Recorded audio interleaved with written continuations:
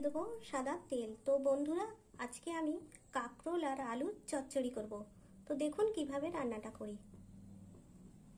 দেখুন বন্ধুরা, এখানে আমি 400 গ্রাম কাঁকরোল নিয়েছি, আর কাঁকরোলগুলো আমি এইভাবে লম্বা লম্বা করে কেটে নিয়েছি। আর এখানে নিয়েছি আলুগুলো এরকম লম্বা লম্বা করে কেটে নিয়েছি। প্রথমেই আমি আলুটা ভেজে নেব। গরম হয়ে গেছে, তো আমি এখানে আলুটা ভেজে নেব।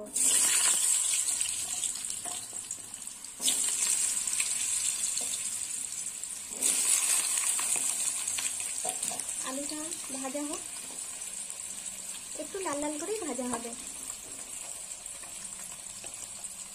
আমি কতটুকু পেঁয়াজ নিয়েছি, আদা নিয়েছি, তো সেটা আমি দেখিয়ে দিই বন্ধুরা। এই দেখুন, এখানে আমি একটা ছোট্ট পেঁয়াজ নিয়েছি, আর এখানে নিয়েছি এক টুকরো আদা, আর নিয়েছি 4টে কাঁচা লঙ্কা।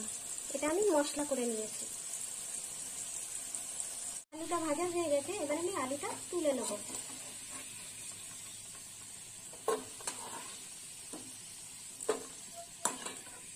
আলুটা তুলে নিলাম। এবার আমি ফোড়ন দেবো। তো ফোড়নে নিয়েছি 5 ফোড়ন, 2টো শুকনো লঙ্কা, একটা তেজপাতা।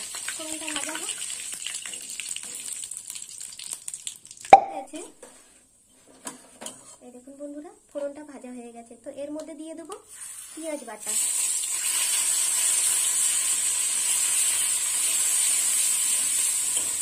পেঁয়াজটা একটু লাল লাল করে ভাজা হবে। পেঁয়াজটা ভাজা হয়ে গেছে, এবার আমি দিয়ে দেবো হলুদ গুঁড়ো। 1/2 চামচ হলুদ গুঁড়ো দিয়ে দিলাম।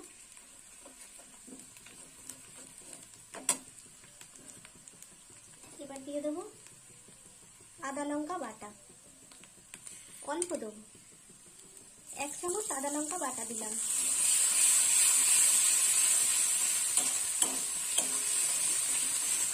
এবার দিয়ে দেবো 1 চামচ শুকনো লঙ্কা গুঁড়ো, দিয়ে দিলাম লঙ্কার গুঁড়ো। আর দিয়ে দেবো এখানে টমেটো নিয়েছি, এরকম একটা টমেটো খালি করে কেটে নিয়েছি, দিয়ে দিলাম টমেটো।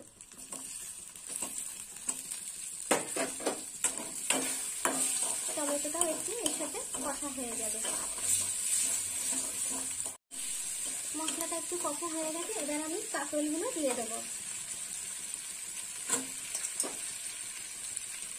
দিয়ে দিলাম কাঁকরোল, আর কাঁকরোল দিয়ে আমি একটু ভালো করে কষে নেব।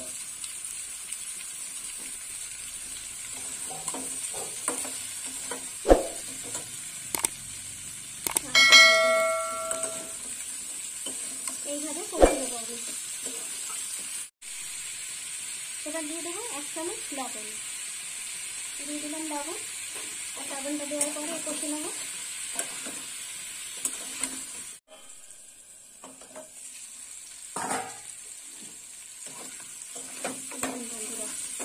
কতটা কষা হয়েছে,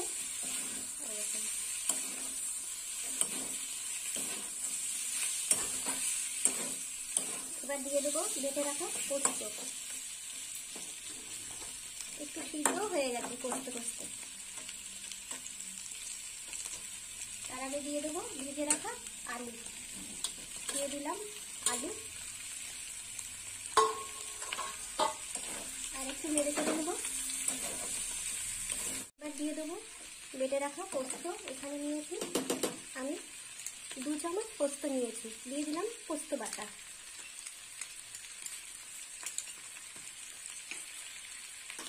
আর এখানে নিয়েছি আমি সর্ষে 2 চামচ, তো সর্ষেটা আমি ভিজিয়ে দিলাম। সর্ষেটা এবার গুলে নেব এইভাবে। পোস্তটা দেওয়ার পর একটু নেড়ে চেড়ে নেব।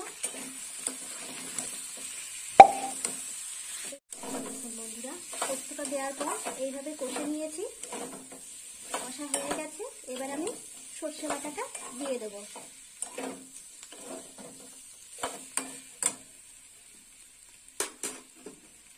দিয়ে দিলাম সর্ষে বাটা।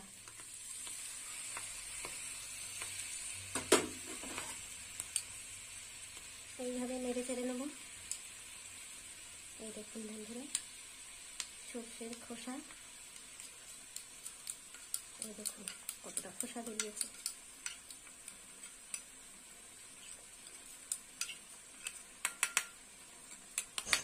সর্ষেটা দেওয়ার পরে দেখুন বন্ধুরা আর একটু জল দেব।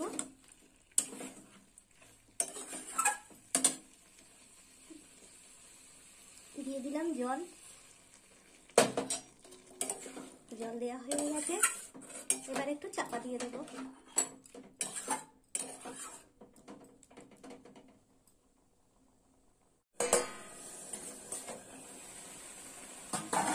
দেখি চচ্চড়িটা কতদিন হলো, আর একটু হবে। এবার দিয়ে দেবো মিষ্টি। এখানে আমি 1.5 চামচ মিষ্টি নিয়েছি, আর মিষ্টিটা দিয়ে দিলাম। আপনারা চাইলে মিষ্টি দিতেও পারেন, নাও দিতে পারেন।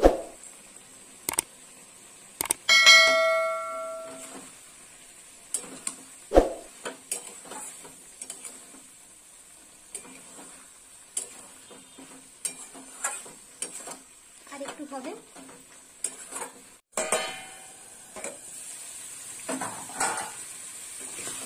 আলু কাঁকরোলের চচ্চড়িটা হয়ে এসেছে। তো বন্ধুরা আপনারাও এরকম বানিয়ে খাবেন আলু আর কাঁকরোলের চচ্চড়ি, আর আমাকে কমেন্ট করে জানাবেন কেমন খেতে হয়েছে। আর আমার ভিডিও ভালো লাগলে লাইক করবেন, শেয়ার করবেন আর সাবস্ক্রাইব করবেন। এবার নামিয়ে নেব, আর একটু গা মাখো মাখোই হবে তরকারিটা।